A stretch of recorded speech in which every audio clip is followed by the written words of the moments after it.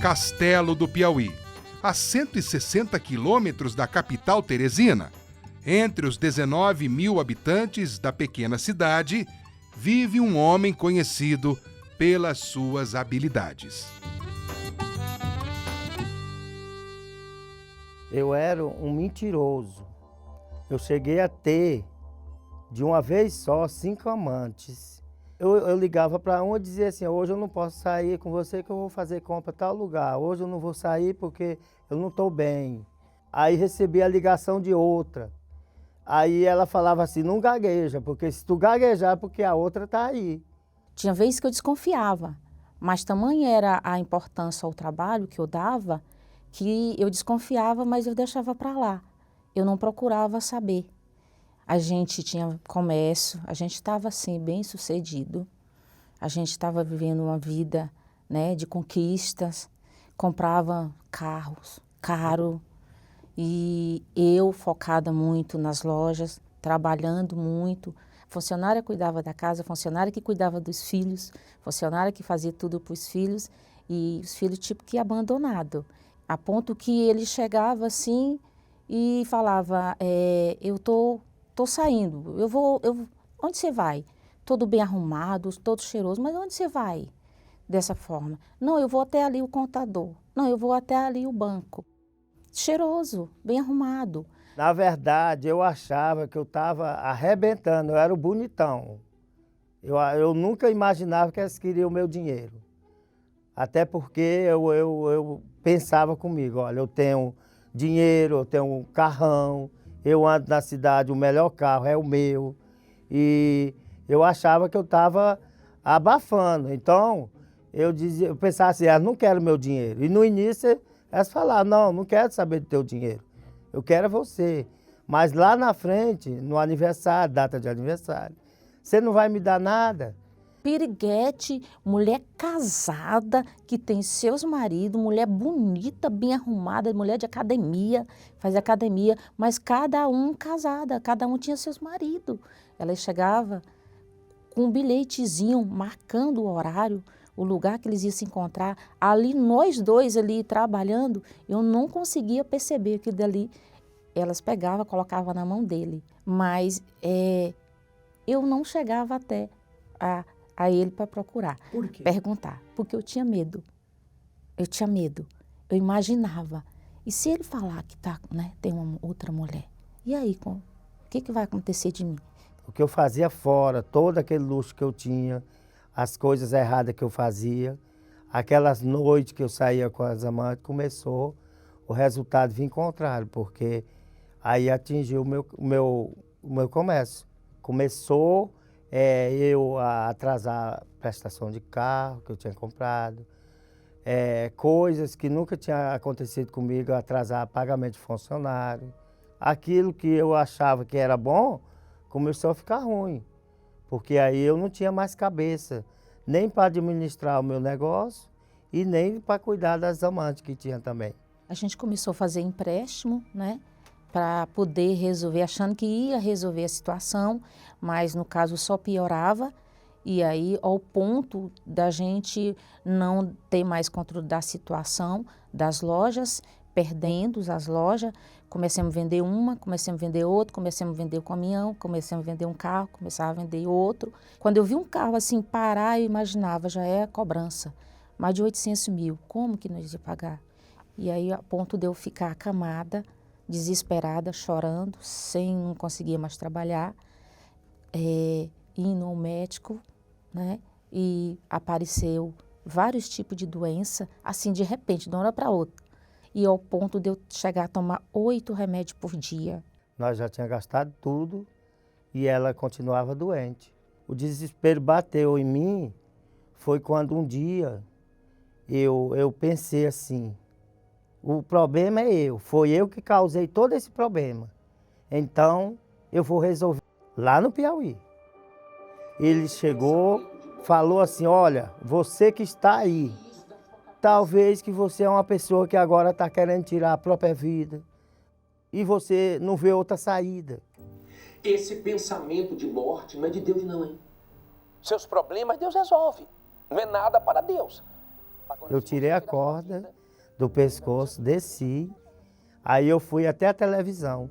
Eu não sei de onde você me assiste, mas eu creio que se você pegar todos esses problemas, todos, e colocar aqui no altar, você pode estar certo que esses problemas vão virar testemunhos. Mas aí ele falou assim, mas para isso acontecer, você tem que largar tudo que você está fazendo de errado, tudo. E ele ainda falou assim, se você não fizer isso, eu não estou falando contigo. Aí o que foi que eu fiz? Peguei o meu telefone, aí eu tinha 5 amantes. Aí eu liguei para uma e falei, nunca mais ligue para mim, porque eu não vou te atender. E aí fui ligando de uma por uma, até chegar a última. Aí eu cheguei para minha esposa e falei para ela, eu estou indo lá no Templo de Salomão, buscar a tua cura. Eu não sabia o que era o Templo de Salomão, porque eu não conhecia, nunca nem tinha ouvido falar.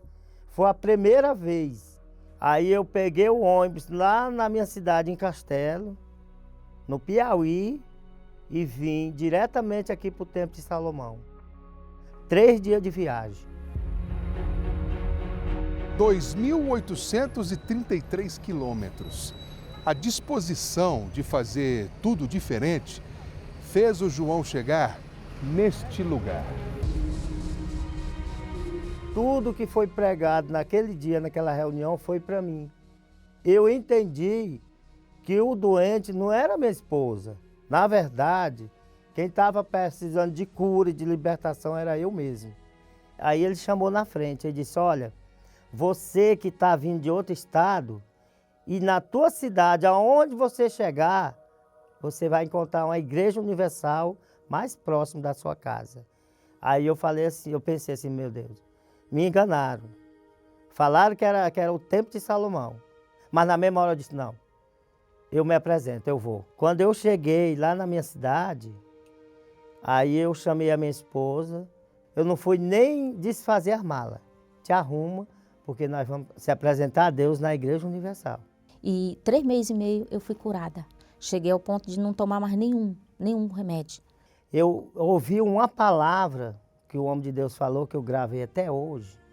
Essa palavra que ele falou assim, buscai primeiro o reino de Deus e a sua justiça, e as outras coisas serão acrescentadas.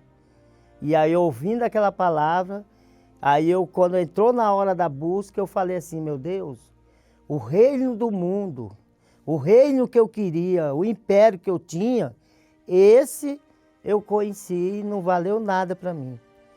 Agora, o teu reino, esse eu não conheço ainda, mas eu quero conhecer. Aí, um dia eu cheguei na igreja, o pastor estava falando da fogueira santa. E naquele dia, Deus falou comigo. Eu cheguei em casa, a gente tinha acabado de chegar da reunião, e aí eu falei para ela.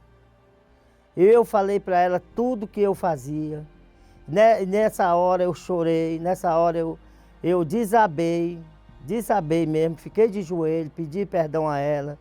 Mas naquela hora, eu senti ali uma coisa tão boa, porque mesmo sabendo que se ela não me perdoasse, mas eu já sabia que eu tinha confessado. Então aquela coisa boa veio para mim, na mesma hora. Eu senti assim ao lado dele e olhei para ele e falei, agora sim, agora eu te perdoo. E perdoei. E eu peguei, entrei naquele envelope, com aquele valor, subi no altar, e quando eu desci, eu já desci já outra pessoa. Uma força que eu...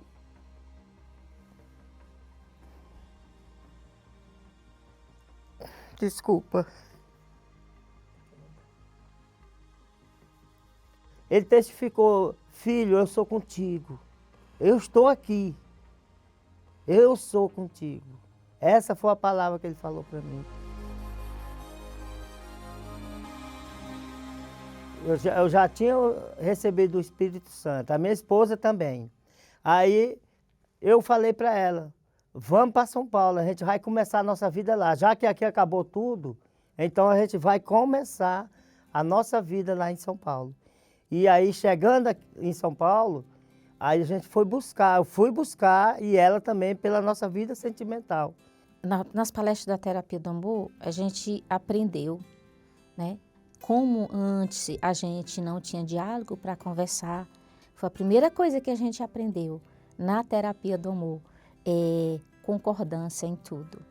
Depois de 30 anos, eu aprendi a ser uma esposa melhor. Depois que o espírito do amor entrou em mim, eu passei a ver a minha esposa de outra forma. Eu me apaixonei por ela mais do que no início. Na verdade, hoje ainda eu sou um homem apaixonado. Até hoje a gente vive em lua de mel, né, meu amor? Sim. Eu encontrei o amor verdadeiro. Deus pôde transformar, o espírito do amor transformou esse homem da água para o vinho. Aquele ramo de comércio que a gente tinha fracassado, que faliu, a gente já tem 2 lojas. Esse período que muita gente fala de dificuldade, eu e minha esposa, nós não sabemos o que é isso, porque nós não atrasa a salário de funcionário mais. O segredo foi quando eu me esvaziei de mim. Foi a hora que veio a paz. Porque naquela hora eu entendi, é melhor ter paz do que ter dinheiro. De que adianta ter dinheiro e não ter paz? Então eu recebi essa paz depois de fazer a terapia do amor, direitinho, certinho.